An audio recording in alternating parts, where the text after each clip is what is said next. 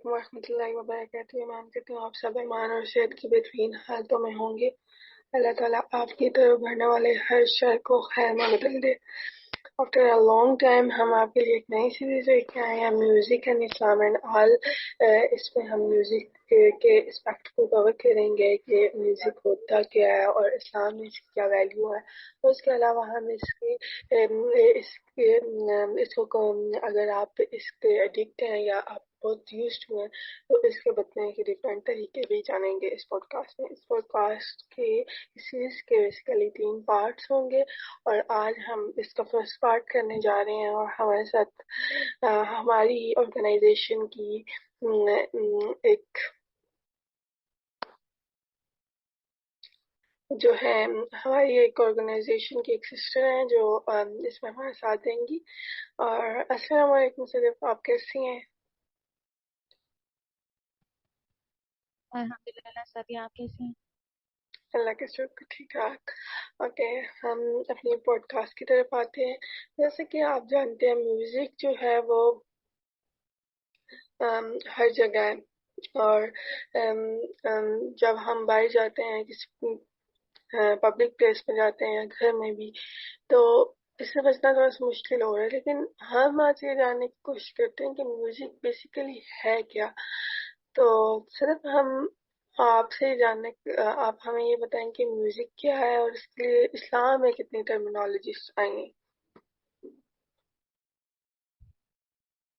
جی، music basically ہے تو English کا ورڈ ہم اس کو یوز کرتے ہیں، اردو میں ہم اسے موسیقی کہہ دیتے ہیں، لیکن بیسیکلی میوزک اور اسلام کے ریلیشن کے لحاظ سے ہم دیکھیں تو ہمیں بیک ٹو آپ صلی اللہ علیہ وآلہ وسلم کے دور تک جانا پڑے گا کہ اس ٹائم جو میوزک تھا کیا وہ یہی میوزک تھا، اور اس کے اندر کون سی ٹرمینالوجیز بیسیکلی یوز ہوتی تھی۔ تو اس ٹائم پہ ہمارے پاس 4 بیسک ٹرمینالوجیز تھی: غنا، معازف، سما یا سما، موسیقہ یا موسیقی کہہ سکتے ہیں۔ یہ 4 ٹرمینالوجیز تھیں، تو ہم ان کو ون بائی ون جو ہے وہ اقوال لغت کی جو علماء ہیں ان کی روشنی میں ہم ان کو ڈسکس کرتے ہیں۔ ابھی بیسک ان کا انٹروڈکشن تھوڑا سا ہے۔ ان کی ڈیفینیشنز کیا ہیں؟ نمبر 1، غنا۔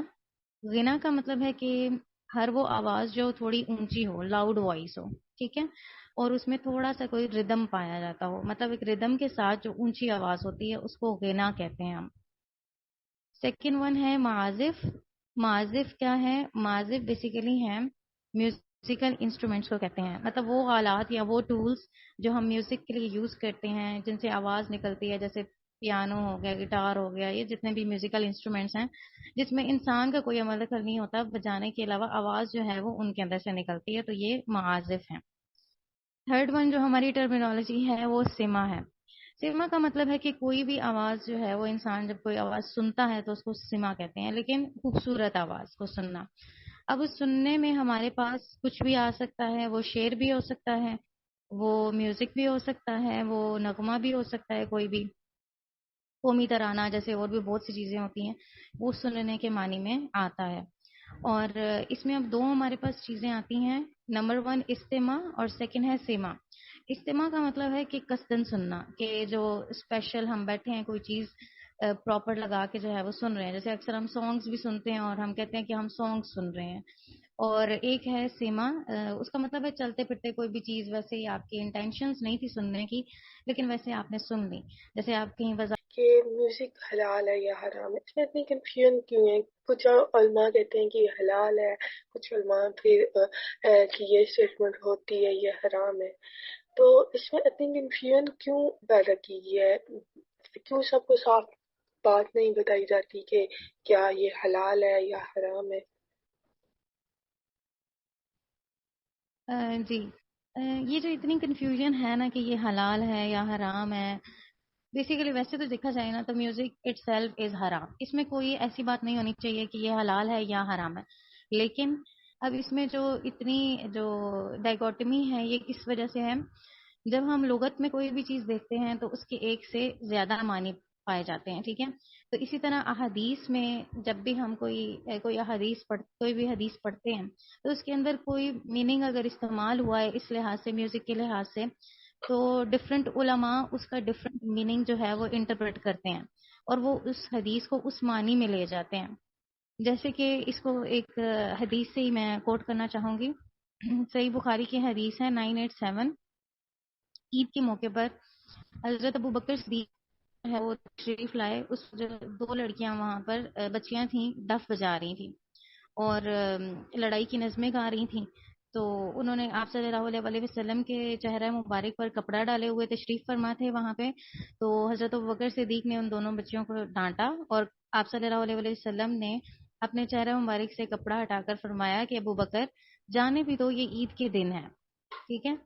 تو اب اس سے کیا شعور ہے؟ اس سے بیسیکلی تو یہی شعور ہے کہ گانا بجانا یا گانا گانا حلال ہے. اب کچھ علماء اس کی یہ رائے دیتے ہیں اس حدیث کو سامنے رکھتے ہوئے، وہ کہتے ہیں کہ جی گانا تو حلال ہے. لیکن حضرت عائشہ بھی ساتھ ہی ہوتی ہیں. حضرت عائشہ اس حدیث کے اینڈ پہ کہتی ہیں کہ یہ جو 2 بچیاں گانا گا رہی تھیں یہ کوئی مغنیتین نہیں ہے. مغنیتین کا مطلب ہوتا ہے کہ کوئی یہ پیشہ ور گانا گانے والی کوئی پروفیشنل سنگرز نہیں ہے.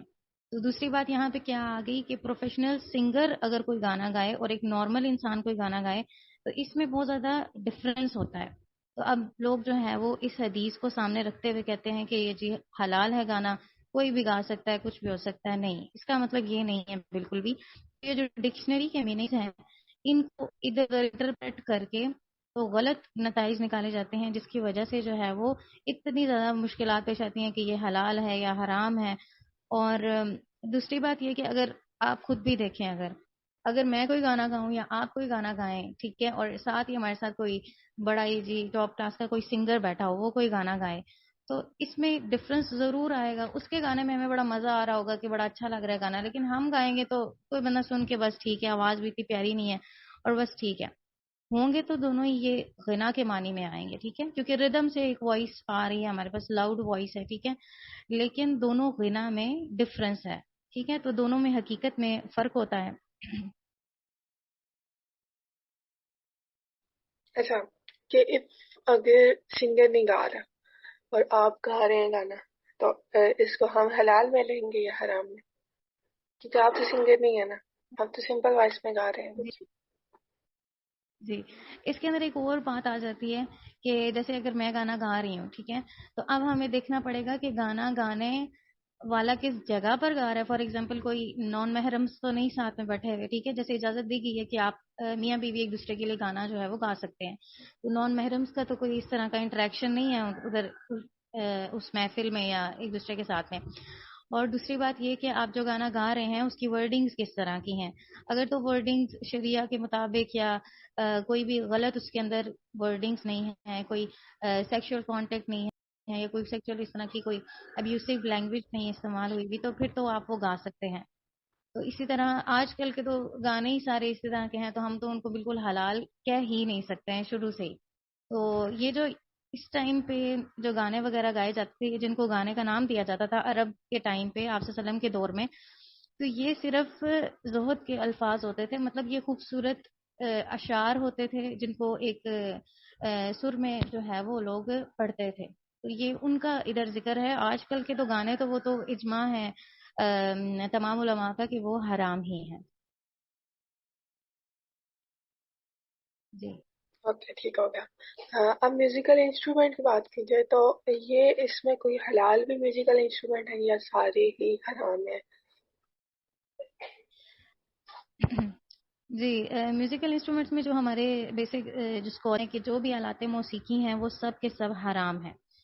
اس میں بہت سے علماء کے بہت سے اقوال ہیں کہ جتنے بھی یہ چیزیں ہیں جو جن سے آواز نکلتی ہے، سر نکلتا ہے، میوزک نکلتا ہے، وہ تمام کی تمام حرام ہیں. جیسے کہ ابن الحجر الہیتمی کہتے ہیں کہ انہوں نے سارے معازف مطلب جتنے بھی میوزیکل انسٹرومنٹس ہیں ان کا نام لیا، پھر کہتے ہیں کہ یہ سارے کے سارے بغیر اختلاف کے، مطلب اس میں کسی قسم کا کوئی اختلاف نہیں ہے، یہ سارے کے سارے حرام ہیں. اور جو بندہ یہ کہے کہ اس میں اختلاف ہے تو یا تو اس کو غلطی لگ گئی ہے، مطلب یا تو اس کے کوئی مسٹیک آ گئی ہے، اس کے دماغ سے وہ چیز نکل گئی ہے یا کچھ اور، یا اس کی خواہش نفس اس پر غالب آ گئی ہے. یہاں تک کہ اس کی خواہش نفس نے اس کو اتنا اندھا کر دیا ہے، بہرا کر دیا ہے کہ ہدایت سے بھی وہ نکل گیا ہے. مطلب اتنا اس کو مطلب اپنے مرضی اس میوزک سننا تھا تو اس نے اس ٹائم کے لیے اس کو حلال سمجھ لیا اور پھر جو ہے وہ اس کو حرام نہیں کہا اس نے. اس طرح صرف اہل سنت یا اہل حدیث کے معاملے میں بھی صرف یہ بات نہیں ہے کہ میوزکل انسٹرومنٹس جو ہیں وہ حلال ہیں یا حرام ہیں، بلکہ جو شیعہ کے بھی ہیں عالم، وہ بھی یہی سمجھتے ہیں کہ جو میوزیکل انسٹرومنٹس ہیں وہ حرام ہیں۔ میوزیکل انسٹرومنٹس میں اب ایک اور بات آتی ہے یہاں پہ، ایک بڑا ادھر مزے کا ایک قول ہے امام اجر طبری رحمہ اللہ کا۔ وہ کہتے ہیں کہ انہوں نے کچھ میوزیکل انسٹرومنٹس کا ذکر کیا تو کہا جاتا ہے کہ یہ معلوم ہے کہ یہ چیزیں جن کا میں نے ذکر کیا ہے، اب وہ یہ خود بات کہہ رہے ہیں کہ جن سے اللہ کی نافرمانی کی جاتی ہے، کہتے ہیں کہ ایک مسلمان کے لیے ضروری ہے کہ جب وہ ان کو دیکھے، مطلب میوزیکل انسٹرومنٹس کو دیکھے، تو ان کی حالت کو تبدیل کر دے یا ان کو توڑ دے، یا مطلب ایسا بنا دے کہ وہ استعمال کرنے کے قابل نہ رہے۔ مطلب اگر کہیں پر بھی کوئی شخص کوئی میوزیکل انسٹرومنٹ دیکھے اور اگر وہ اس کو توڑ دیتا ہے تو اس سے کسی قسم کا کوئی سوال جواب نہیں کیا جائے گا اکارڈنگ ٹو شریعہ کہ آپ نے یہ کیوں توڑا، کیونکہ وہ ہے یہ حرام اور وہ غلط چیز ہے، ٹھیک ہے؟ تو اگر وہ بالکل اس کو توڑ دے تو اس میں کوئی قسم کی کوئی غلط بات نہیں آتی۔ اب رہی حلال میوزیکل انسٹرومنٹس کی، تو ہم نے اکثر سنا ہے کہ ڈف جو ہے وہ اس کو حلال قرار دیا گیا ہے۔ تو ڈف بجایا جاتا تھا، آپ صلی اللہ علیہ وسلم کے دور میں بجایا جاتا تھا، ابھی بھی کافی نعتوں میں اور نشیدز میں بیسیکلی ڈف استعمال ہوتا ہے۔ تو ڈف جو ہے وہ پرمیزیبل ہے، لیکن اگر بہت زیادہ ڈیپلی اس میں جایا جائے تو بیان کیا گیا ہے اس میں کہ ڈف جو ہے وہ 3 موقعوں پر اس کی حرمت بیان کی گئی ہے، مطلب اس کو یہ سمجھا جاتا ہے کہ اس کو حلال قرار دیا جا سکتا ہے۔ نمبر 1 شادی کے موقع پہ، کہ اگر کسی کی شادی ہے تو اس کے اوپر جو ہے وہ دف آپ بجائیں، خوشی کا موقع ہے۔ نمبر 2 عید کے موقع پہ، جیسے وہ حضرت عائشہ والی حدیث ہے، تو وہ جو دونوں بچیاں گانا گا رہی تھیں دف بجا کے، تو وہ عید کے موقع پر ہی تھا۔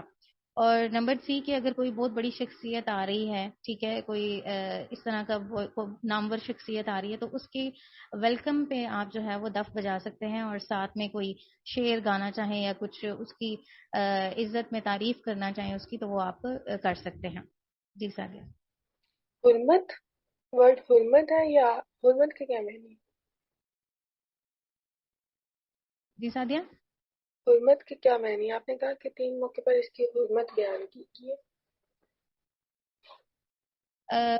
حرمت مطلب کہ عزت جیسے ہوتی ہے کسی چیز کی۔